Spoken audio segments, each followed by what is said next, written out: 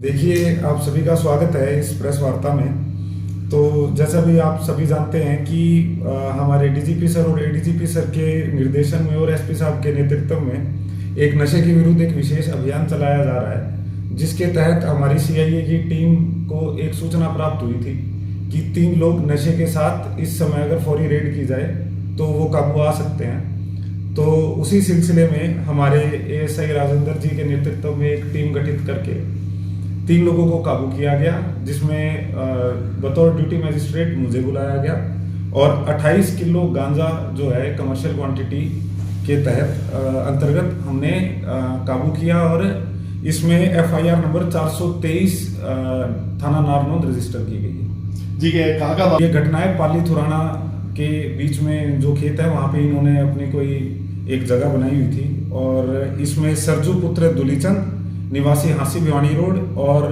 इसी का एक सगा भाई भी इसी में संलिप्त है जिसका नाम शोराम है और एक अन्य आरोपी दास पुत्र सत्यवान ये कुंभा का रहने वाला है। जी, कहाँ से लेके आए थे? जो सोर्स है इसका वो हम आइडेंटिफाई कर रहे हैं और इसमें आगे की कार्रवाई आवश्यक कर रहे हैं। तो अभी तक इस मामले में क्या कार्रवाई की जा रही है? इसमें यही है कि एक एफआईआर रजिस्टर हुई है, जैसा कि मैंने बताया है 423 नंबर, और इसमें अब जैसा आपने दोबारा पूछा कि भाई इसमें सोर्स आइडेंटिफाई करके उनको भी हम आवश्यक कार्रवाई अमल में लाएंगे। इनका एनडीपीएस का और कोई रिकॉर्ड सर पहले भी इस प्रकार के मामले?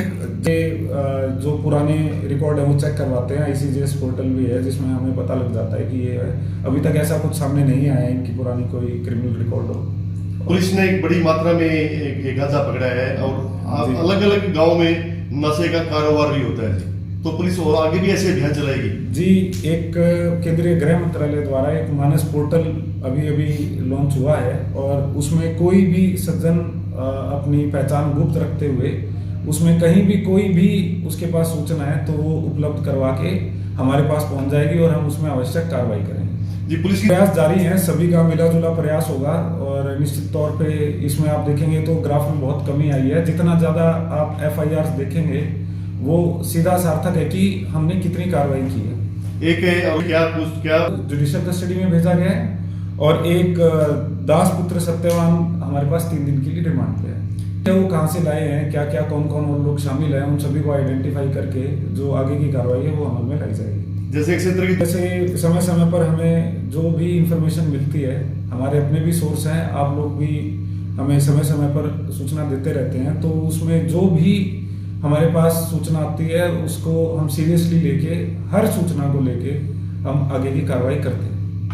मैं बताना चाहूँगा कि जो मानस पोर्टल है वो आप ऑनलाइन हमारे जितने भी श्रोता सुन रहे हैं वो मानस पोर्टल को गूगल कर सकते हैं, अन्यथा 1933 पर कॉल करके अपनी पहचान गुप्त रखते हुए अपनी सूचना हम तक पहुँचा सकते हैं। अभी कोई भी आम जनमानस है जिसको अपनी समस्या को लेके, पुलिस से संबंधित समस्या को लेके हमसे मिलना चाहता है तो आ सकता है और आम जनमानस की सुनवाई निश्चित करवाना और उनको कोई तकलीफ ना हो, हम कंप्लेनेंट के, विक्टिम के हर प्रकार से सहायता करने के लिए उपलब्ध है। जैसे आपने आपकी डीजीपी की तरफ शिकायत, अब जो व्यवस्था ऐसी है कि कोई भी थाने में शिकायत लेकर के जाता है उसको एक रसीद दी जाती है, उस रसीद पे संबंधित आईओ का नंबर होता है, नाम होता है और उसमें एक तय समय में उसको कार्रवाई करके जो भी कंप्लेनेंट है उसको सूचित किया जाता है कि ये कार्रवाई हुई।